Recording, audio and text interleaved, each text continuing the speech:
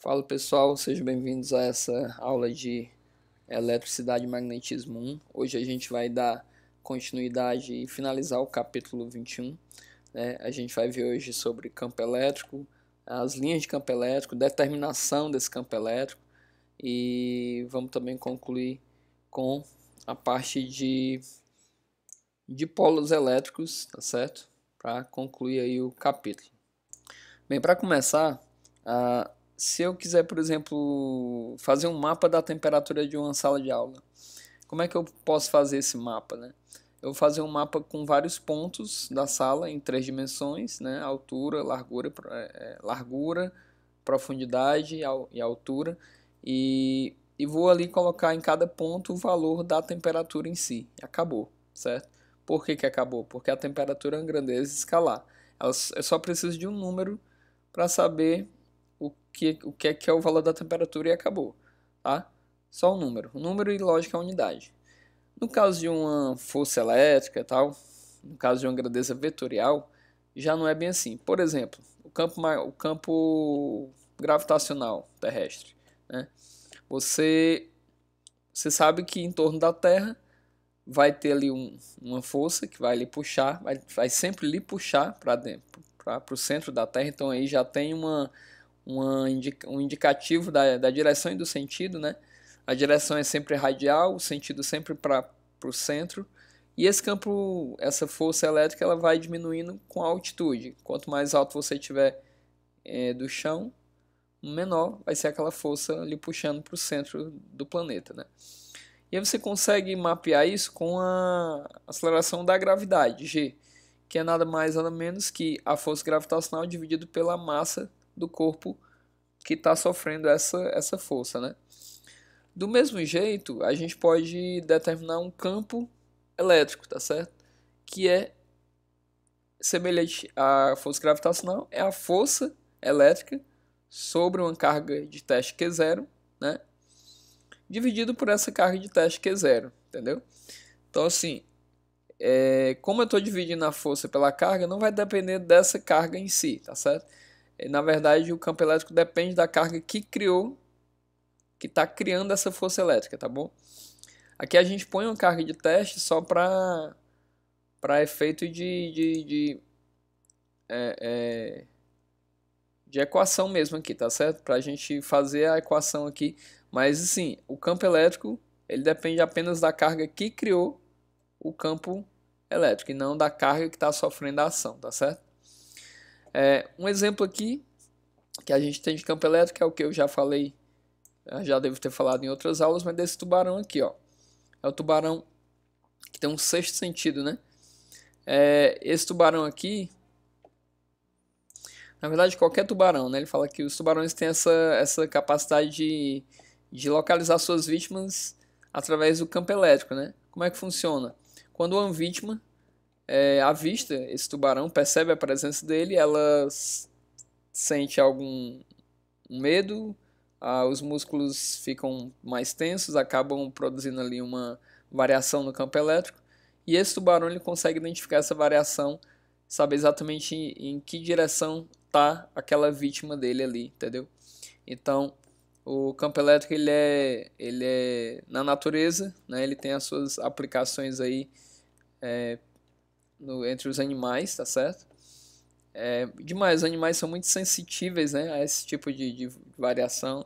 Eu sei porque cachorro tem esse tipo de sentido mais aguçado, né? Enfim, a gente vai ver mais no final também que tem um outro animal que também usa o campo elétrico para se alimentar, tá certo? E o campo elétrico ele é determinado de acordo com a seguinte, essa ilustração aqui, ó.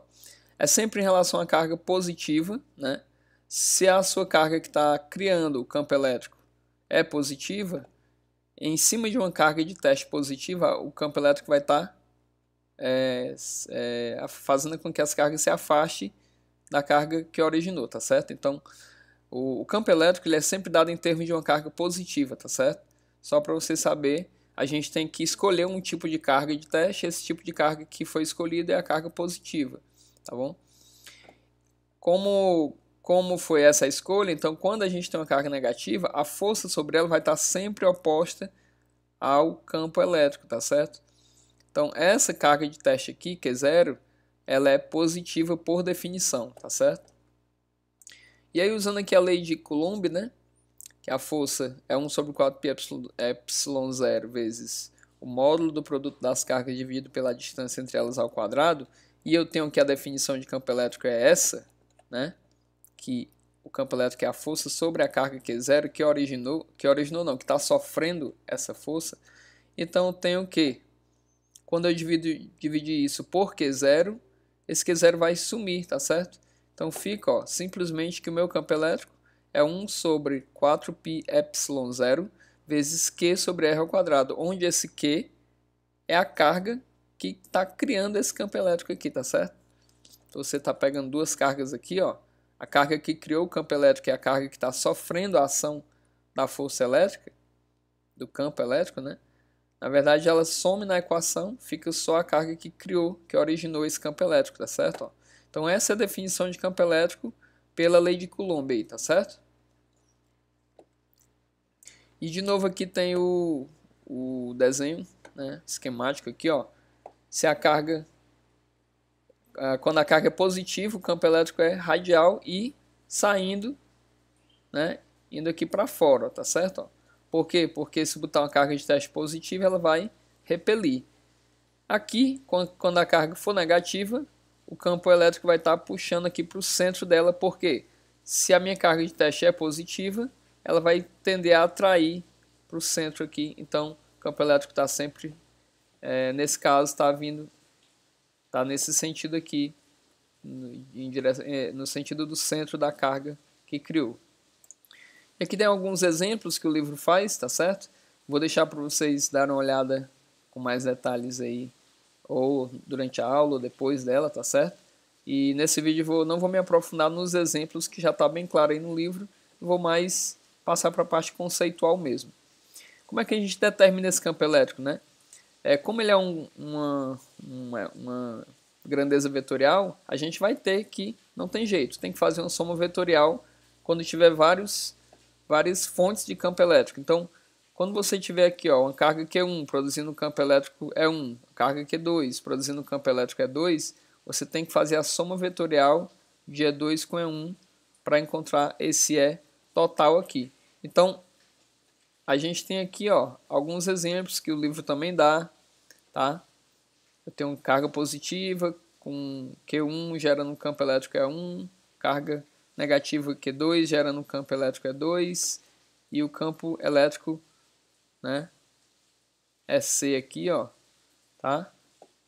No ponto C, campo elétrico no ponto A, no ponto B. A questão está pedindo nesses pontos, né? Tá bom? E aí tem que usar o formalismo vetorial. Se você não consegue entender ainda esse formalismo, tem que aprender, tá certo? Porque essa disciplina aqui vai usar muito esse tipo de formalismo. E lógico que isso aqui também pode ser cobrado de você em questões de concurso ou mestrado, enfim. E aí quando o assunto é um anel carregado, não é mais várias cargas pontuais isoladas, mas sim, por exemplo, um anel, a gente pode tratar esse anel carregado como um conjunto de várias cargas pontuais, infinitas cargas pontuais, formando esse anel aqui, tá certo? E aí você faz usando integral. Você divide aqui esse anel numa cargazinha dq, essa carga dq vai ter uma influência sobre o ponto P, formando um campo dE, e você vai fazer a integral, a soma vetorial de todos esses pontinhos aqui ao longo desse anel, para ter o campo elétrico resultante aqui no ponto P, tá certo? Então, faz parte da determinação do campo elétrico essa coisa de ter que, em algumas situações, desmembrar o objeto que está criando esse campo elétrico em infinitos pontos, em infinitas cargas pontuais, e usar esse formalismo aí de integral, tá certo? Também vale para uma reta, quando a gente tem aí uma linha de cargas, ó, também tem que usar integral, tá certo? E assim a gente tem que aprender a usar esse formalismo aí para determinação do campo elétrico. Aqui tem mais exemplos, você pode também acompanhar aí com o livro. E um disco, né? que também é outra forma mais complexa que você também pode quebrar em infinitas cargas pontuais aí para determinação do campo elétrico resultante, beleza? Essas linhas de campo elétrico, como eu falei, né? Elas têm esse formato, ó, né? Elas estão sempre indicando para que lado, em que direção, em que sentido uma carga de teste positiva vai sofrer a força. Quando você põe duas cargas opostas, elas têm a tendência de fazer esse formato de linhas de campo elétrico aqui, ó. Quando elas têm a mesma carga, elas tendem a se repelir. Então o campo elétrico fica mais ou menos com essa cara aqui. Um exemplo na vida real é essa experiência aqui, ó, de que o